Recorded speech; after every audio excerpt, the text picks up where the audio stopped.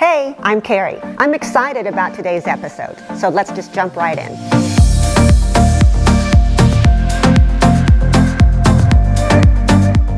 Hi guys, it's Kari with the License to Carry YouTube channel. Thank you for joining me today, and today we're going to be discussing a really important topic, and that is the topic of dry fire. So what is dry fire? Dry fire is being able to practice all the things that you would do with a gun, such as loading, pressing the trigger, drawing from the holster. These are things that we can practice at home. That's really essentially what dry fire is. Bad habits, such as flinching or eye blinking or not following through, those can be difficult to detect when you're live fire shooting. So when we're working with dry fire and we don't have that recoil, we can detect better if we are flinching and doing other little bad habits. In fact, professional shooters actually practice dry fire a lot more than they do live fire. And that's how they get really, really good. People ask me this all the time, how can I train more? What can I do? The best thing that you can do is to dry fire practice, because what that is going to do is it's going to build muscle memory in being able to manipulate your firearm in a safe environment.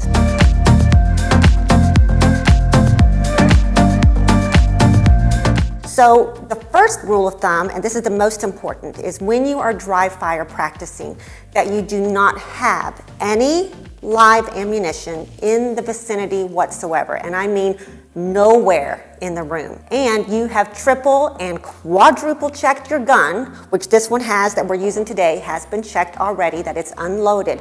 You want to verify and even have someone else verify that it's unloaded before you begin your dry fire practice work. You also would need to have a designated target. Okay, whether that's just a bullseye target or, you can even use a sticky note, just a little colored piece of paper as your target. So it's best to dry fire practice maybe with rock or concrete blocks or something set up in your room, because remember, you are responsible. If that gun were to discharge, you are responsible for every bullet. So where would that bullet go if it exited your house? Is there a bedroom behind the wall that you're practicing at? So keep those things in mind, practice in a safe environment, no ammunition whatsoever. First of all, let's talk about what do you need. Well, you need an empty gun, like we already said, unloaded, verified unloaded. You need dummy rounds, or maybe, sometimes you don't even need dummy rounds, but let me show you what they look like. So here is an inert cartridge. This is a dummy round. I like them that they're bright colored because I can definitely tell that it's not a real cartridge. So if you can get these kind, I think Amazon sells them, you can definitely see the difference in that. So we have our dummy rounds, and really you can practice dry fire without using these. I'm going to show you a couple of different techniques for dry fire, but these are great. So let's remember that dry fire practice can still be dangerous. So we still need to implement the safety gun rules each and every time we set up to practice dry fire. Rule number one, we're going to treat every gun as if it's loaded. So even though I've checked and triple checked my gun, I'm still going to treat it with respect. Secondly, we never want to let the muzzle cover anything that we're not willing to destroy, which brings me back to the fact that we need a designated target. So we want our muzzle always facing towards that target. The third rule of gun safety is, of course, keeping our finger off the trigger and outside the trigger guard until our sights are on target and we're ready to fire. So this is, again, muscle memory. It's practicing getting that finger where it needs to be. And then lastly, knowing what is beyond your target, okay?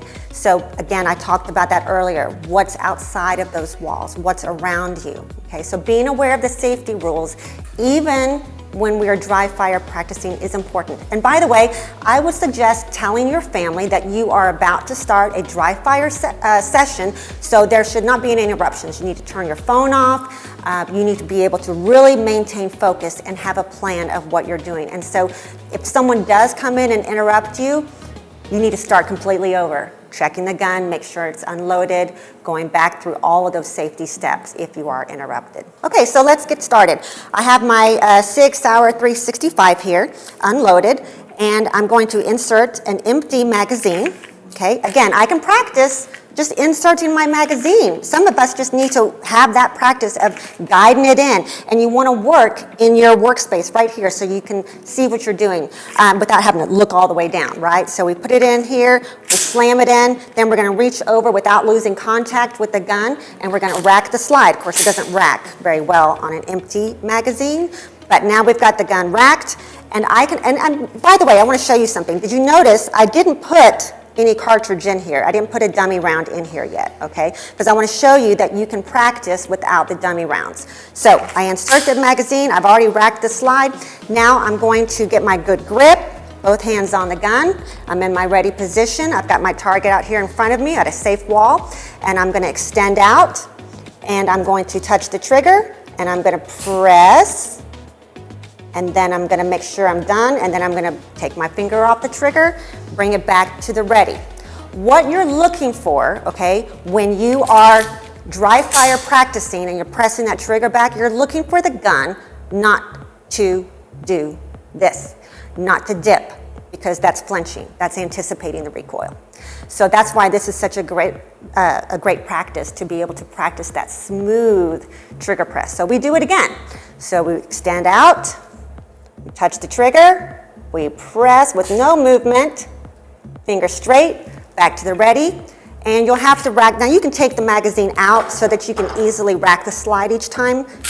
It resets the firing pin. And by the way, it's perfectly safe to dry fire. A lot of people say, well, I heard it's not safe to dry fire with my gun. That's not true. As long as it's a modern handgun, it's fine. I just would not recommend dry fire practice with a .22 caliber pistol. You would need to use dummy rounds to protect the firing pin in that case.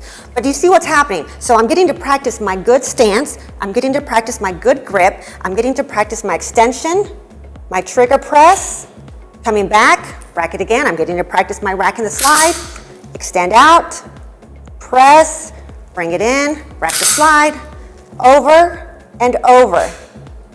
And I know that seems a little monotonous, but guys, it really does work. If you practice dry fire, you are going to be amazed at your improvement when you go to the range. All right, so now I'm going to load my magazine. Just to show you, I'm going to load it with the dummy round. And I also have 2 extra magazines over here that I'm going to practice reloading, okay? Because this is another thing we can practice. I'm going to put my empty gun with my dummy cartridge, rack the slide. Now I'm going to place that into my holster.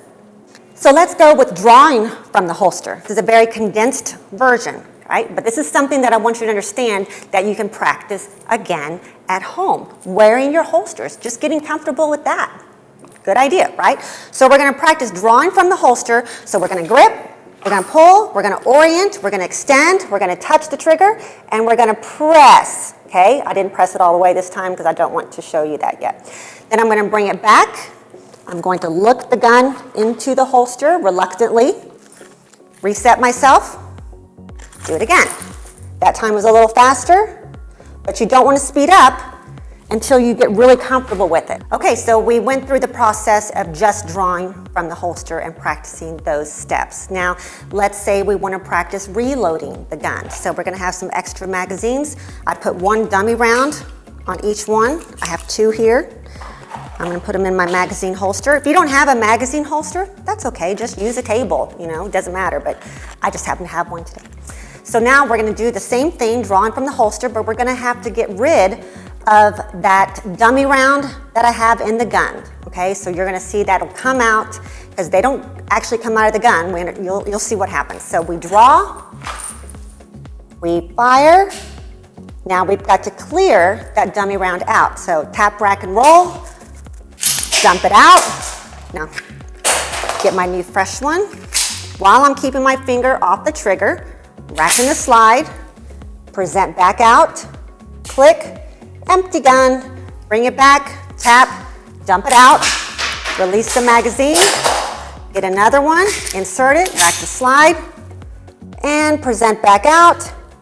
Make sure I'm done, come back to the ready, and then you can reset and do it all again. And then you'll have those little dummy rounds all over your house for your Roomba to find later.